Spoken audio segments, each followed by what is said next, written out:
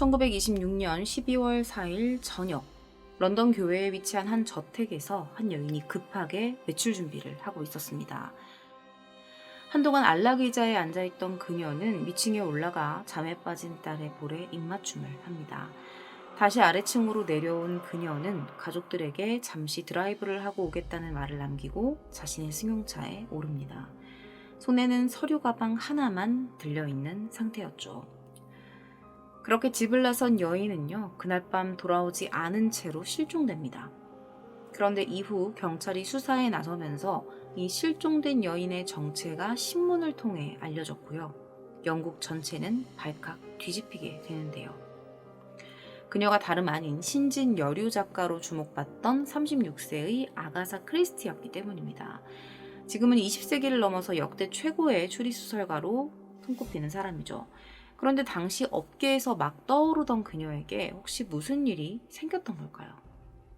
오늘 준비한 컨텐츠는 소설책에서뿐만 아니라 현실에서도 한 편의 추리소설 같은 행보로 사람들을 놀라게 했던, 그리고 현재까지도 미스터리로 남아있는 아가사 크리스티 행방불명 사건입니다. 아가사 크리스티는 에크로이드 살인사건, 오리엔트 특급살인, 삐뚤어진 집, 그리고 아무도 없었다 등등의 희대의 명추리 소설을 남긴 작가입니다. 그녀의 작품들은 영어권에서만 10억 부 이상의 판매고를 기록했고요. 세계적으로 가장 많은 103개, 엄청나죠? 103개의 언어로 번역된 이 외국어판들이 있었습니다. 이것들 역시 10억 부 이상 도적 판매고를 올렸다고 해요. 기네스 기록으로 등재가 될 정도였습니다. 아가사 크리스티의 이 서술 기법이 굉장히 독창적이에요. 이게 후대에 큰 영향을 주면서 이 것들이 하나의 장르로 자리를 잡게 되죠. 추리 장편 소설이 66편이었고요. 추리 단편집이 14편이었습니다. 이것들을 발간한 그녀는 매 소설마다 긴장감 있는 이야기와 스릴 넘치는 서스펜스를 보여줍니다. 그 속에서 창조해낸 에르큘 푸아로와 제인 마플 캐릭터는 대중들로부터 큰 사랑을 받았죠. 2013년에는요, 추리작가협회 회원 600명을 대상으로 한 조사에서 최고의 추리작가 1위로 뽑히기도 했습니다. 이렇듯 수많은 업적을 이룬 아가사 크리스티의 모습은 대중들에게 널리 알려졌죠. 그러나 초기 작가 시절의 행적은 상대적으로 덜 조명이 됐는데요. 오늘의 사건도 바로 이 시기에 발생한 일이었습니다. 아가사 크리스티는 풍족하고 순탄한 유년 시절을 보냈습니다. 풍족했습니다. 아버지가 일찍 돌아가신 것을 제외하면 말이죠. 그러다 22살이 되던 해에, 그때가 1912년이었는데 그때 아치볼드 크리스티라는 남자와 이 아가사 크리스티가 결혼을 하게 되죠. 그녀에게는 이미 약혼자가 있었지만 아치볼드의 열렬한 구애에 마음을 빼앗겼던 겁니다. 이렇게 서로의 마음은 확인했지만 사회에 첫 발을 내디딘 20대 초반 남녀의 주머니 사정은 좋지가 않았습니다. 어머니의 반대가 심해서 경제적인 지원은 기대하기도 어려웠어요. 그렇게 2년 정도가 지난 후에 제1차 세계대전이 발발을 하는데요. 아치볼드는 군인으로, 아가사는 육군병원의 자원봉사 간호사로 참전을 하면서 기반을 닦았고요. 그해 크리스마스 이브에 두 사람이 마침내 결혼에 꼴이 납니다. 이때부터 아가사가 남편 성을 따라서 아가사 크리스티라는 이름으로 불리게 된 거죠. 사실 이때까지만 해도 그녀에게 글쓰기라는 건 그냥 취미생활이었습니다. 습작들을 잡지나 출판사에 투고하는 정도였지 좀 전업작가로서 생활할 수 있을지에 대한 확신은 없었죠. 데뷔작이었던 스타일스 저택의 괴사건도 여러 출판사들에게 거절을 당하고 나서야 4년 만에 출간될 수 있었습니다. 그런데 이 두 번째, 세 번째, 네 번째 소설의 발간이 거듭될수록 그녀의 작품에 대한 호평이 이어지기 시작했고요. 이렇게 그녀는 신진 작가로서의 입지를 다지기 시작해요. 그리고 사건이 터진 것도 바로 이 무렵이었습니다.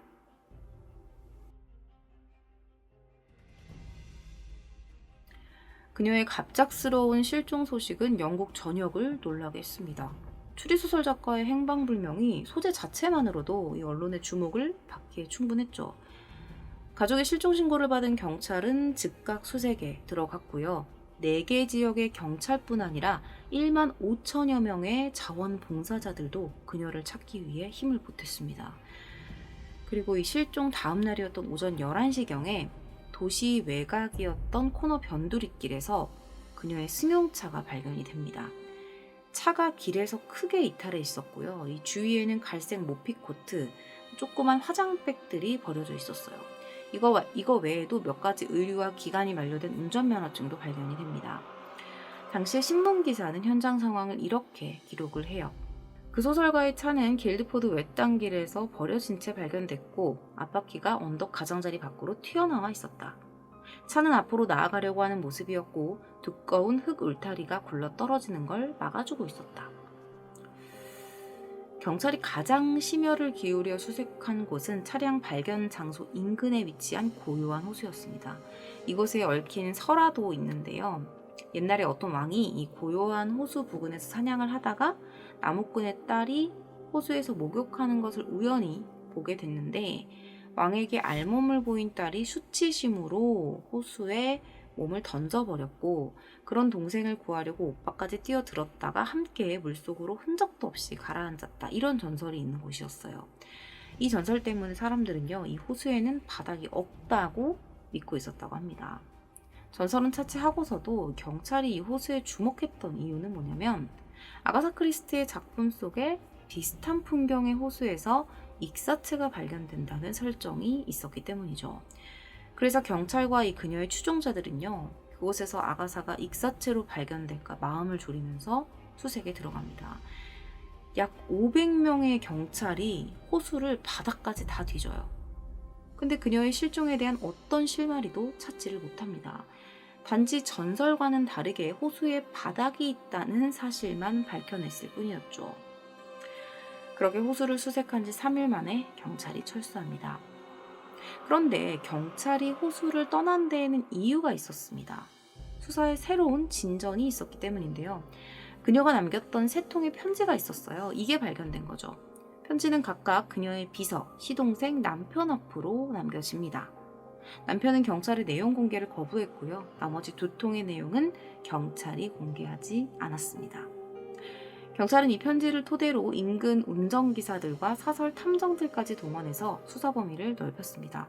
이때까지도 경찰 측은요, 그녀가 그리 멀지 않은 곳에 있을 거라고 믿었어요. 그렇게 내무부 장관까지 사건에 나서면서 요즘 시세로는 1,000만 원에 가까운 보상금이 내걸립니다. 당시에는 상상도 할 수 없었던 여러 대의 비행기까지 수색에 동원이 됩니다. 그렇지만 모두 허사였어요. 남편 아치볼드도 수사선상에 올랐었습니다. 근데 그에게는 주말 파티에 참석했던 것이 확인되는 확실한 알리바이가 있었어요. 이렇듯 사건의 실마리가 도통 잡히지 않자 세간에는 음모론까지 떠도는데요. 이 아가사 크리스티가 새 책을 홍보하기 위해서 노이즈 마케팅을 하고 있는 거다. 세상의 관심을 끌기 위해서 의도적으로 실종된 것이다. 라는 것이었죠. 그렇게 실종 11일째가 되는데요. 2월 14일에 노스요크셔 경찰서에서 한 통의 제보 전화가 들어옵니다. 우리 호텔에 실종된 소설가와 똑같은 여자가 있다 라는 전화였어요. 경찰은 즉시 출발합니다. 헤러게이트라는 호텔이었는데 그곳으로 즉시 출발을 해요. 동시에 남편에게도 연락을 취해서 호텔로 와달라고 요청을 했죠. 호텔에 도착한 경찰과 아치볼드가 제보자가 지목한 여성의 얼굴을 확인했고요. 그녀는 행방불명된 아가사 크리스티가 맞았습니다. 이렇게 집에서 400km나 떨어진 호텔에서 발견된 거예요. 그런데 상태가 좀 이상해요. 겉으로 봤을 때는 아무 이상이 없는 것처럼 보였지만 기억 상실에 걸린 것처럼 자신에 대한 거의 모든 기억, 심지어 이름까지도 기억을 못했던 거예요. 자신이 어떻게 왜 이곳에 왔는지도 대답하지 못했습니다. 그런데 의문스러운 건 이것뿐만이 아니에요. 첫 번째로요, 그녀는 숙박 명부에 자신의 이름은 본명이 아닌 테레사 닐이라고 표기를 합니다. 테레사는 아는 지인의 이름이었고요. 근데 문제는 성으로 표기한 닐이었어요. 이 닐이 뭐냐면 남편의 내연녀인 낸시 닐의 성입니다. 이걸 따서 사용을 했던 거예요. 두 번째로는 일주일 전부터 이곳에서 투숙하고 있었던 그녀가 백화점에서 고가의 쇼핑을 했고 신문에 한 광고를 게재했다는 겁니다. 광고 내용이 뭐였냐면 남아공에서 온 닐 가족들은 연락주세요. 라는 뜬금없는 문구였습니다. 그렇다면 남편의 내연녀 낸시 닐의 가족에게 보낸 메시지였을까요? 그렇다고 보기에는 내연녀의 가족과 남아공과는 아무런 연관도 없었습니다. 세 번째로는요, 실종이든 혹은 의도된 도피였던 간에 아가사 크리스티는 호텔에서 지극히 정상적이고 여유로운 생활을 하고 있었습니다. 호텔 종업원에 따르면 사람들 앞에서 노래를 부르거나 댄스를 즐기고 당구도 쳤다고 해요. 실종된 사람의 모습으로는 보이지 않았다는 건데, 심지어는 신문에 난 본인의 실종 기사를 보고 다른 투숙객들과 대화를 나누기도 했다고 합니다. 자, 네 번째로는요, 자신의 차량을 왜 외딴 곳에 버려두고 그 어두운 저녁에 차를 버리고 400km를 어떻게 이동했냐, 어떻게 그 호텔까지 갈 수 있었느냐는 겁니다. 그녀의 행적은요, 실종 직후부터 호텔 투숙 때까지 쇼핑을 했던 것 말고는 아무것도 밝혀지지 않았습니다. 혹시 어떤 충격을 받아서 기억상실증에 걸렸던 걸까요? 아니면 연기를 한 걸까요? 애당초에 그녀에게 왜 이런 일이 생긴 걸까요? 얼마 후에 그녀를 진단한 정신과 의사들은요, 크리스티가 단기 기억상실증이라는 것을 확인합니다. 그들이 추측했던 원인은 얼마 전에 세상을 떠난 어머니에 대한 그리움, 그리고 남편의 외도를 뽑았습니다. 이 두 가지의 우울한 감정이 엉키면서 신경쇠약으로 이어졌고 배회증을 앓게 되었다는 것이 이 의사들의 진단이었습니다. 배회증이라는 건 특별한 목적지 없이 여기저기를 배회하는 증상입니다. 하지만 이건 어디까지나 확인된 증상에 대한 판단일 뿐이지 위에서 언급한 의혹들을 해소하기에는 부족했습니다. 그 시기에 부부의 관계는 점점 좋아지지 않고 있었어요. 실종 한 달 전에 이 남편은요, 아가사에게 이미 이혼을 요청한 상황이었습니다. 그녀가 발견된 다음 날 부부의 집이 아닌 여동생의 집으로 향했던 것도 이 두 사람의 관계를 보여주는 대목이었죠. 사건 이후에도 부부 사이는 끝내 회복되지 않았고요. 사건 15개월 후에 아가사가 남편에게 이혼 소송을 제기하면서 두 사람은 갈라서게 됩니다. 그리고 2년 뒤에 아가사는 14살 연하의 고고학자인 맥스 멜로원과 재혼을 해요. 이 전 남편의 성인 크리스티를 버려야 했지만 이미 아가사 크리스티로 너무 유명해져 버렸기 때문에 이 성을 버리지 않고 아가사 크리스티 멜로원으로 작품 활동을 이어갈 수 있었습니다. 당시에도, 그리고 90년이 넘게 지난 지금도요, 사람들은 11일 동안 그녀가 도대체 무슨 일을 겪은 건지 이것에 대해서 여전히 논쟁을 거듭하고 있습니다. 하지만 당사자인 아가사 크리스티는 이후에 실종 사건에 대해 절대 입을 열지 않았습니다. 평생 동안 모든 인터뷰는 실종 사건과 관련된 질문을 던지지 않는다는 전제 하에서만 진행이 됐어요. 이런 그녀의 대응 방식 때문에 당시에 부정적인 여론도 상당했는데요. 노이즈 마케팅이었거나 바람난 남편을 아내 살인범으로 모함하려 했다라는 오해를 샀던 거죠. 하지만 이렇게 억울한 오해를 받는 상황임에도 그녀는 마지막 순간까지 입을 안 엽니다. 실종 사건 이후에 아가사 크리스티는 우리가 익히 알고 있는 전설적인 작가의 길을 걸었습니다. 새 남편과는 사망할 때까지 46년 동안 행복한 결혼 생활을 이어갔다고 합니다.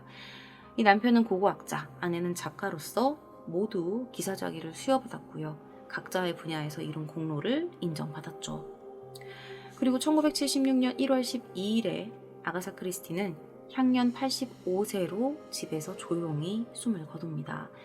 자신의 소설보다 더 소설 같은 행보로 영국을 들썩이게 한 아가사 크리스티 실종 사건은 그렇게 영원히 본인만의 비밀로 잠들게 됐습니다. 오늘 준비한 미스터리 컨텐츠는 여기까지입니다. 긴 시간 시청해주셔서 감사합니다.